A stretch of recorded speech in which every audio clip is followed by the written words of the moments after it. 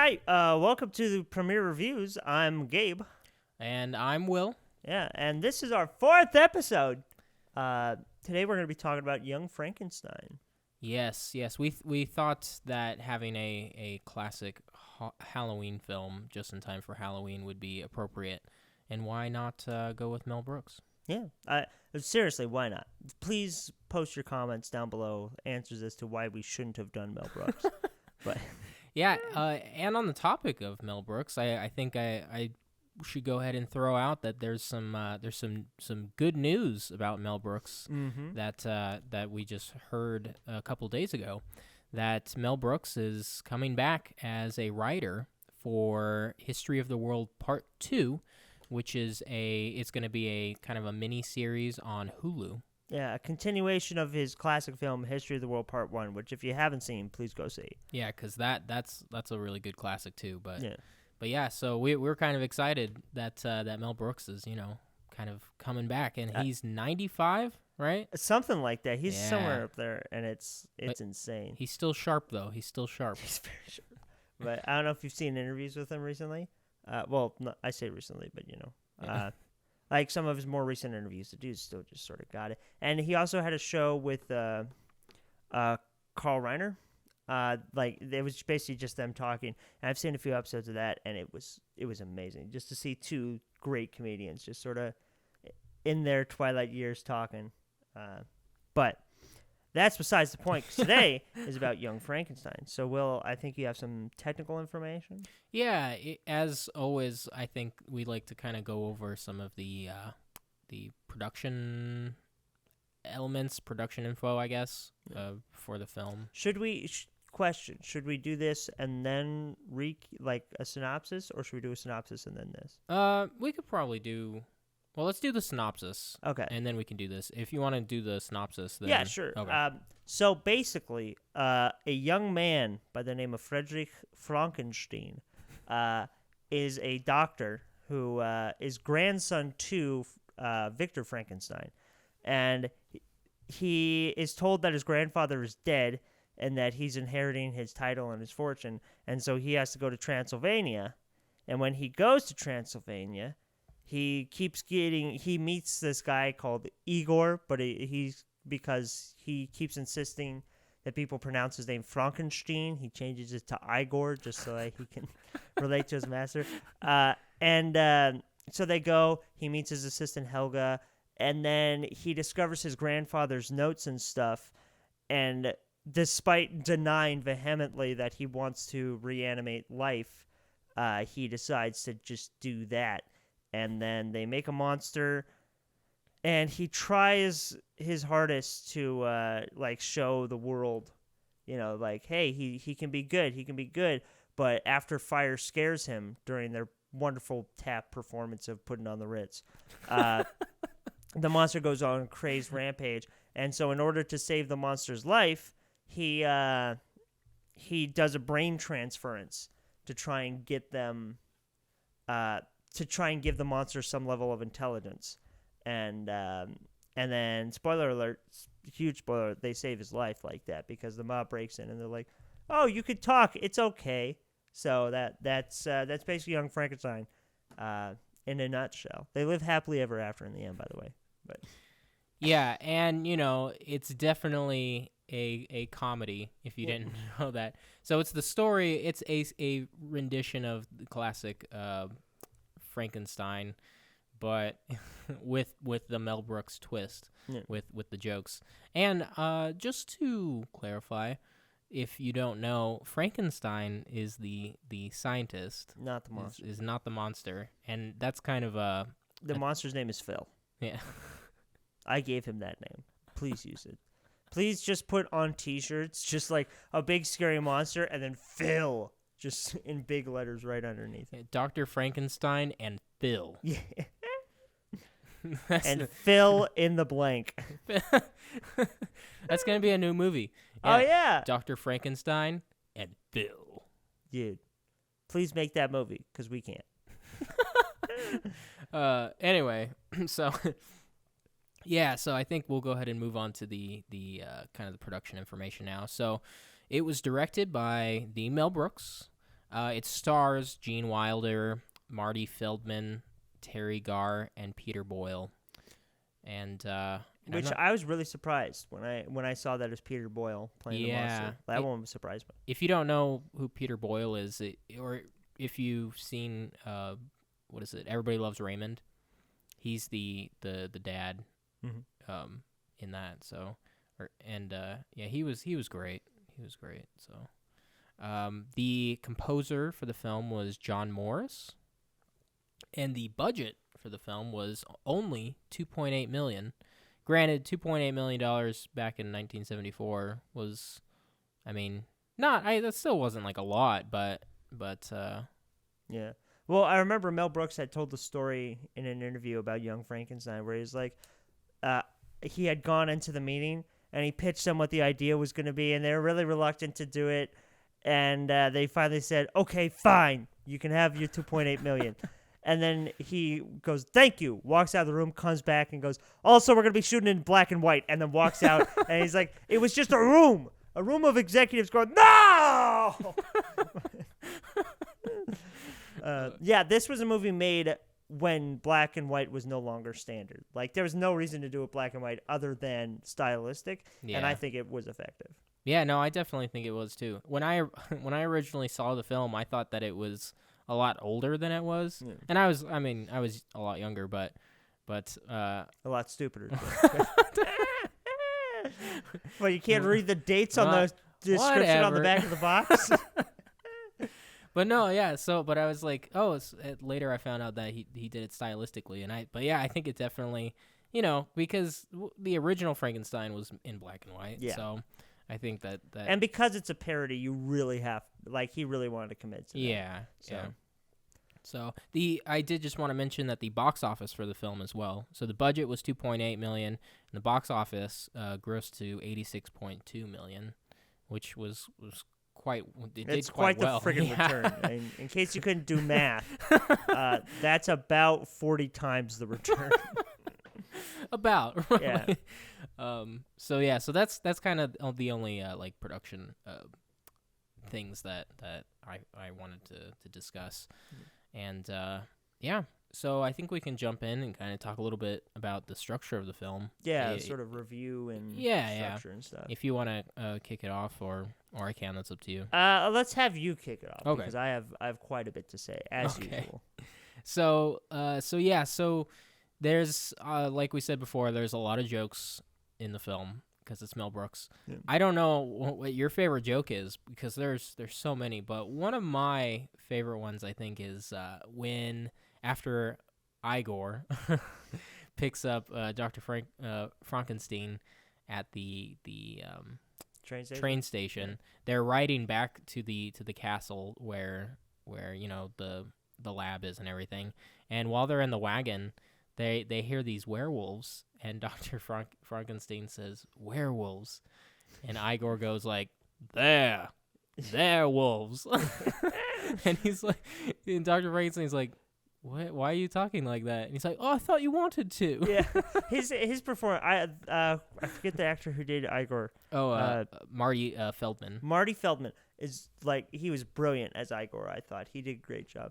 To answer your question of my favorite joke, it's when they're throwing darts and he keeps forcing Frankenstein to mess up his darts, so they keep going through the window, and then it cuts to the constable walking out to his car, and there's the police sergeant saluting him, and there's a dart in his helmet, and then there's all the tires are poked out with darts just sticking out. I love that one. That was probably my favorite of the film. But anyway, so continue with. Oh, I don't. Well, yeah. There's so many little jokes that you have to watch it multiple times to really see all of them because it's just so cleverly. The jokes are so cleverly positioned and put. Yeah, I will say while there are loads of really clever jokes and stuff, there's also a lot that don't really. I don't know. To me, it's wow, this would have been great if they just quickened up their delivery. Or there's a joke about rolling in the hay, and that one I don't know. I was like, okay, well you didn't have to explain it.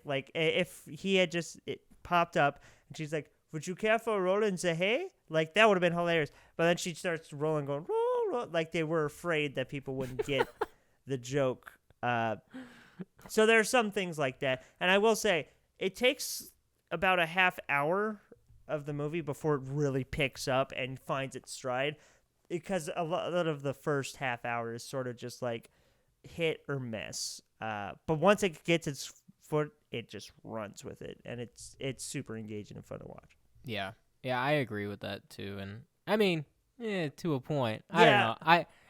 At least I thought that it was. I mean, I agree with you with the 30-minute part, but I think some of the jokes, were I don't know. No. Continue with that thought. Well, no, I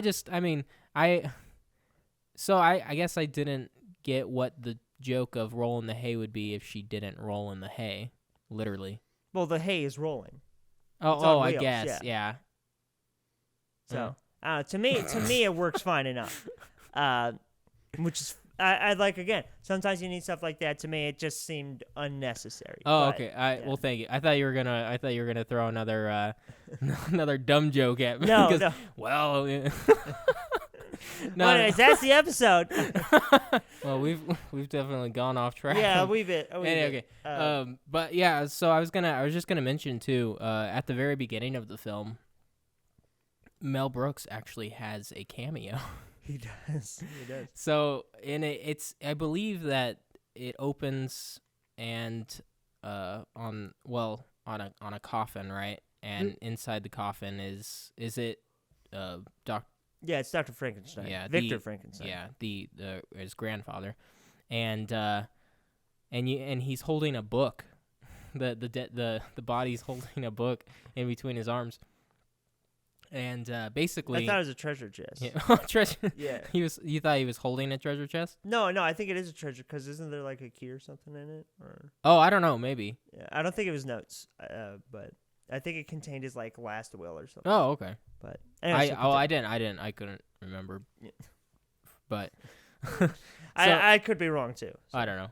Well, so basically, we don't know what Basically, we didn't watch the movie. We're making all this up. No, yeah, it's actually no, but so you after they open the coffin and you see the body there, you just see these two hands reach out and try and grab the box, and as he's pulling it away, it gets pulled out of the hands back to the body, and so anyway, that goes on a little bit, but the hands that reach out to grab the book or the box are Mel Brooks' hands. Mm-hmm. And then he brings it to Frankenstein. Yeah. Frankenstein. He brings it to him, but then that's it. For those of you who don't know, Mel Brooks makes a cameo in every single one of his movies. Sometimes it's a bigger role, like Yogurt in Spaceballs, or President. Because he was the president. Oh yeah, in that's right. Spaceballs, President Scroob. Scroob, yeah. And stuff like that. Sometimes it's just like this, where he's in the movie for like maybe 2 to 5 minutes. Yeah. So, but he always has a cameo in his movies, and sometimes it's fun. When in Robin Hood Men in Tights, he was the not the is it Friar? Yeah, not Friar. No, I know what you're talking about. I cannot recall for the life of me. Yeah, but we don't know anything.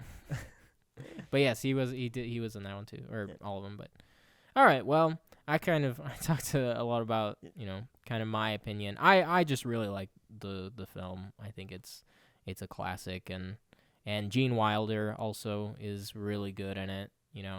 From him going from Willy Wonka, because that one was first, right? I think so. I don't remember exactly, but I think it was. I'm pretty sure. But going, they're different characters, and it really shows his range. And Gene Wilder was also in Blazing Saddles, which I don't know if we should talk too much about. Yeah, maybe we'll say that for another day. But yeah, he was just great in it, and of course we said Marty Feldman and Peter Boyle, and also, it was just all good.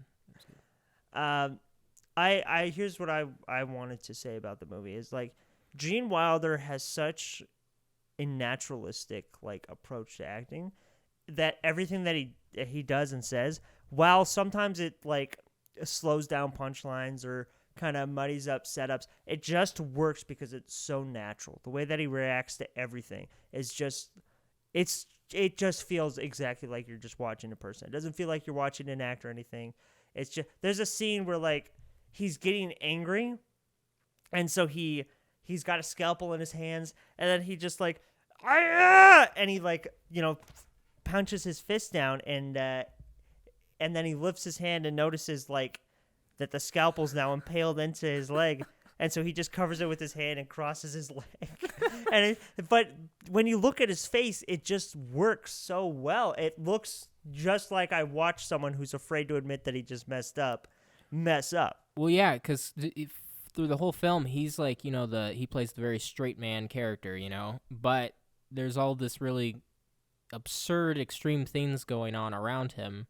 But he's, he just stays very, calm and collected for the most part through the whole film. It's pretty funny. Yeah, and I will say also like the female characters are sort of like I don't know, they're in a very weird position because Helga, like they both have some really really good bits comedically. They serve very important roles, but narratively they're sort of they're more like things to win, if that makes. And so like he has a fiance at the beginning of the movie, and then he falls in love with Helga, and then Helga kind of out of nowhere but also kind of not, like falls in love with the monster when she comes to visit, and she falls in love because he basically like forces himself onto her, and so then so like there's elements like that's like I mean, she falls in love with him because he has a monster. Yeah, that's literally the reason why. Is because he has as they put it, he must have a humongous Schwanzschnauzer or so. Yeah. But I forget the word that they use. But yeah. So that's basically what those two characters boil down to. Is they're sort of things to be won, and also a lot of the jokes that Helga has are just sort of sexual innuendos, stuff like that. And like. I love those jokes as much as the next guy, but I think when we examine movies like this, we can also examine things that they can improve. Because this really is a classic, and don't let those things ruin this movie for you, because it has a lot to show us about filmmaking, about stylistic choices, about jokes and setups, about reactions, about just naturalistic acting, and straight men especially, because Gene Wilder is just such an amazing straight man. Look for those elements, but also consider, okay, maybe these characters could have had a more important narrative role. Maybe they could have, maybe their jokes could have been more varied in structure and in punchlines. But this is, if you look at the movie, it isn't just like, oh, well, these two characters are just sort of throwaway. It's like that with a lot of the characters, is that they all have they have a set of jokes that they can tell. Igor is a lot of like word jokes. Yeah. And he's like the smile and wave to the camera kind of guy.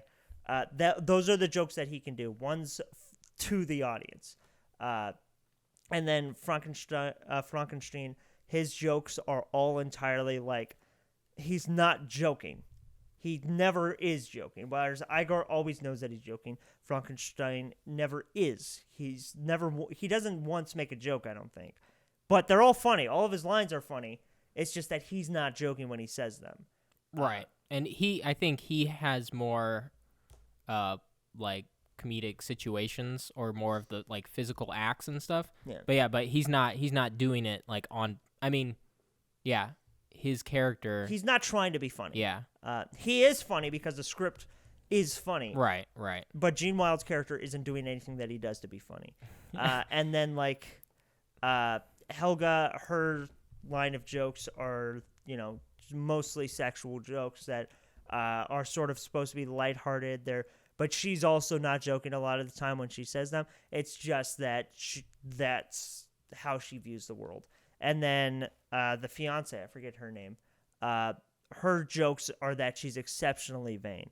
And so I guess narratively it makes sense then that she ends up with the monster. But, so just go into it looking like that. Don't just think, oh, well, they went out of their way to show these misogynistic representation. It's that every character has their jokes. They have a very specific line of jokes, and none of them break that line. Right. So I see that a lot in debates whenever Mel Brooks movies comes up, is they sort of mention that sort of older style of stuff. But to me, it's a lot more complicated than just, oh, well, this is wrong. You couldn't make that movie today. Because I don't think that's true. I just think, like, we need to examine the approach that they actually took and then look at that and how we can improve it. So, but yeah, so that was my rant for the episode. No, yeah, and I think, I mean, I agree with you on that. I think that, I mean... Schwanstrucke, that's the one. That's the word. Sorry, it just popped into my head. No, I think that this is definitely one of his more tamer ones, I guess, in terms of some of that type of stuff that may not be able to be made today necessarily. Yeah. I mean, there are a few of his are pretty tame. Well, also, so another rant coming up, another rant boiling up here. But whenever I hear, like, well, this movie couldn't be made today, I don't know. I don't actually believe that whenever I hear it, because it's like, okay, because of this joke, because of this line. To me, I think all of these movies are ones that could be made today and succeed for much cheaper even. The problem with it is that no one examines the actual, like, what goes into making the joke. They just say, okay, well, that was the punchline. But you could rework all of those jokes, I think, and all of those characters to be something that could be made today. And so whenever I hear that, it's like, well, be more creative. Like, just be more creative about it. Trust me, it could 100% be made today. You just need to look at how they structured everything and then apply modern sensibilities to those structures. But would that be then because Mel Brooks had a really unique style when he made these. Would that be considered still a Mel Brooks style, though? I suppose in a way not. It's, and while I would try and mitigate all that to an effect, but a very common thread in Mel Brooks's things are absurd situations, leading straight men, and female characters who, I don't know why, but it's sort of like in every single one, they are nymphomaniacs, if that makes sense. Like every single one of them, Robin Hood Men in Tights, I forget the princess from Robin Hood Men in Tights, Uma Thurman's character in The Producers, and then, oh god, both depictions of The Producers, the characters sort of the same. And this one, and Young Frankenstein, Helga and the fiance, both of them sort of are sex items. And so that's part of the style of the Mel Brooks thing, is character falls in love with nymphomaniac. And it's an easy joke kind of thing. It's used for setups of jokes and stuff, and it's supposed to be seen as, oh, well, this character is now getting this reward for what they've done, but they were doing it for the right reasons. And while you can have issues with that in and of itself, I still think that there's ways to rework a lot of it, Yeah, but, yeah. But I do see exactly what you're saying. It wouldn't be a Mel Brooks movie if it was made today. But I still think that it could have been made today. Yeah, I can see that. Well, we good? All right. Do you have anything more to say? I don't think I have anything more to say about this one. This may be one of our shorter episodes. Yeah, by about 5 minutes. Only by about 5. Yeah. We had a bit more to say about this than I thought we did. Yeah. But yeah, no, it's a classic. If you haven't seen it, I highly recommend seeing it. No, and again, everything that we said, or at least that I said, all the criticism, just like when I said with the airplane movie, when we did the airplane episode, don't think that this movie is a time traveler to your time and that you can't enjoy it because it doesn't fit with modern sensibility. You are going back to the time of the movie, and you need to view it and enjoy it as that, because they had no way to know what modern sensibilities were going to be. Right. And so just go in, enjoy what's there, see what wouldn't work today, and if it doesn't work today, don't like hold it against them because they couldn't help. Like, I don't want to say they couldn't help it, but that they had no reason to help it. Right. There was no reason to think that. That was the time. I mean, this was made in the 70s. So. Yeah. But yeah, just have an open mind, I guess, when you see it. Which is ironic because everyone always says that about modern things, but you should also have an open mind when it comes to more traditional things or older things. Yeah.